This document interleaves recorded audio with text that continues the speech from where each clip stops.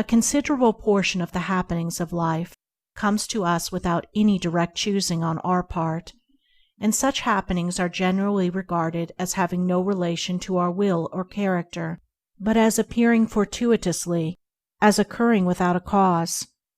Thus one is spoken of as being lucky and another unlucky, the inference being that each has received something which he never earned, never caused.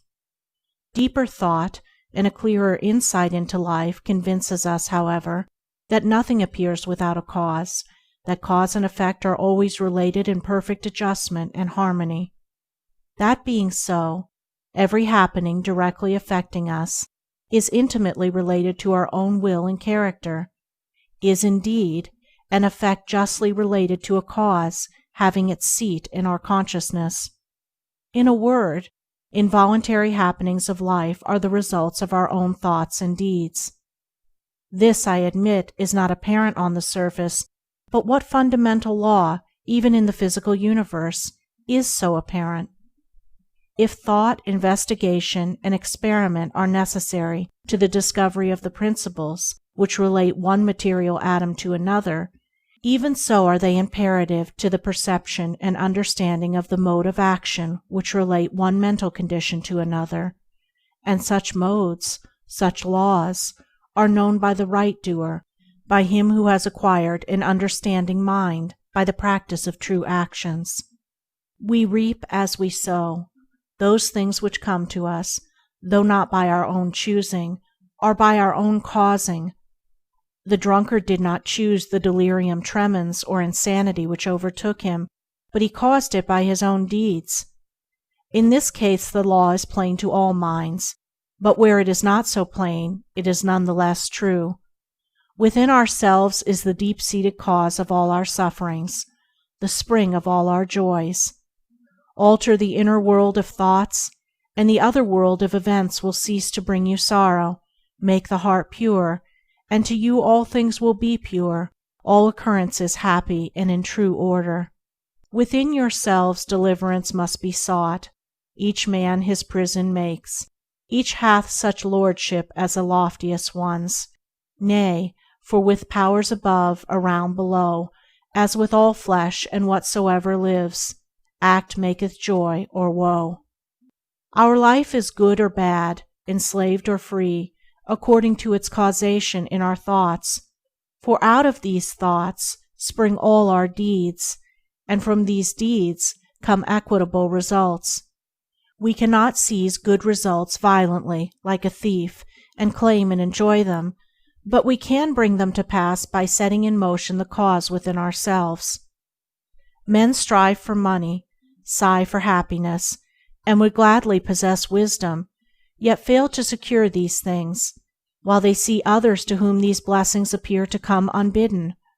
The reason is that they have generated causes which prevent the fulfillment of their wishes and efforts. Each life is a perfectly woven network of causes and effects, of efforts or lack of efforts, and results, and good results can only be reached by initiating good efforts, good causes. The doer of true actions, who pursues sound methods, grounded on right principles, will not need to strive and struggle for good results. They will be there as the effects of his righteous rule of life. He will reap the fruit of his own actions, and the reaping will be in gladness and peace.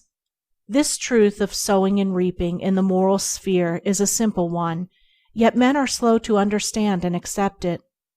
We have been told by a wise one that the children of darkness are wiser in their day than the children of light, and who would expect, in the material world, to reap and eat where he had not sown and planted? Or who would expect to reap wheat in the field where he had sown tares, and would fall to weeping and complaining if he did not? Yet this is just what men do in the spiritual field of mind and deed. They do evil and expect to get from it good, and when the bitter harvesting comes in all its ripened fullness, they fall into despair and bemoan the hardness and injustice of their lot, usually attributing it to the evil deeds of others, refusing even to admit the possibility of its cause being hidden in themselves, in their own thoughts and deeds. The children of light, those who are searching for the fundamental principles of right living, with a view to making themselves into wise and happy beings, must train themselves to observe this law of cause and effect in thought, word, and deed, as implicitly and obediently as the gardener obeys the law of sowing and reaping. He does not even question the law; he recognizes and obeys it. When the wisdom which he instinctively practices in his garden is practiced by men in the garden of their minds, when the law of the sowing of deeds is so fully recognized that it can no longer be doubted or questioned, then it will be just as faithfully followed by the sowing of those actions which will bring about a reaping of happiness and well-being for all.